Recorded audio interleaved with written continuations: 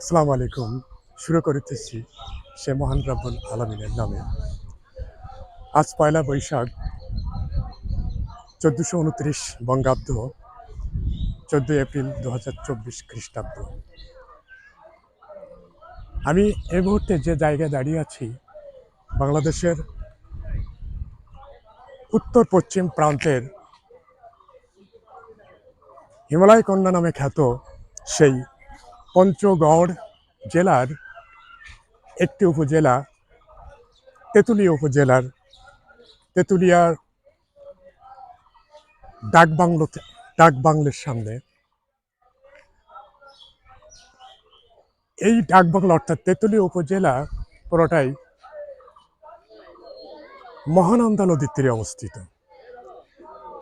এখানে যে নদীটা আছে এটা দেখতে পাচ্ছেন, মহানন্দা নদী। এই নদীটার দৈর্ঘ্য 18 কিলোমিটার, অর্থাৎ উত্তর থেকে দক্ষিণ সর্বমোট 18 কিলোমিটার। তার মানে বাংলা বান্দা পর্যন্ত এই নদীটার বিস্তৃতি। এরপরে এই নদীটা ভারতের মধ্যে চলে গেছে। আপনারা দেখতে পাচ্ছেন এই নদীর মাঝ বরাবর পশ্চিম পাশে ভারত আর পূর্ব পাশে বাংলাদেশ। অর্থাৎ এই নদীটা ভারত এবং বাংলাদেশকে আলাদা করেছে। দূরে দেখা যাচ্ছে ভারতের কাঁটাতারের বেড়া, ভারতের শিলিগুড়ি অবস্থিত। আর নদীর পূর্বে বাংলাদেশের পঞ্চগড় জেলার তেঁতুলিয়া উপজেলা অবস্থিত। এই নদীতে দেখতে পাচ্ছেন অসংখ্য মানুষ, তারা কি যেন কাজ করছে, বোঝাই যাচ্ছে না, কিন্তু তাদের এখানকার কাজ, তারা এই নদী থেকে পাথর উঠাচ্ছে। অর্থাৎ বলা যায় এই নদী পাথর উৎপাদিত হয়। এই নদীতে পাথর উৎপাদিত হয়, সেই পাথর বাংলাদেশের বিভিন্ন প্রান্তে পৌঁছে দেওয়া হয়।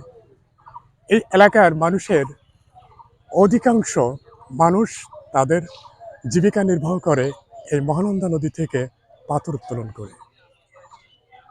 আশ্চর্যের বিষয়, যখন বর্ষা মৌসুম পড়ে তখন হিমালয় থেকে পাথর এই নদী দিয়ে আসে, নদীটা ফুল হয়ে যায় এবং সেই পাথরগুলো বৃদ্ধি পেয়ে পুরা নদী সাপ্লাই হয়ে যায়।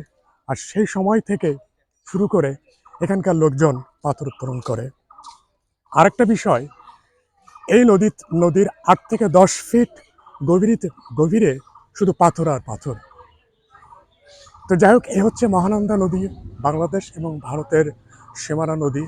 মহানন্দা যদিও একটি নদী, আসলে এটা একটা উপনদী। এই তেঁতুলিয়ার যে ডাকবাংলো, এখানে এসে ডাকবাংলো এখানে সুন্দর একটা সিনারিও দেওয়া আছে, লেখা আছে তেঁতুলিয়া। অবশ্য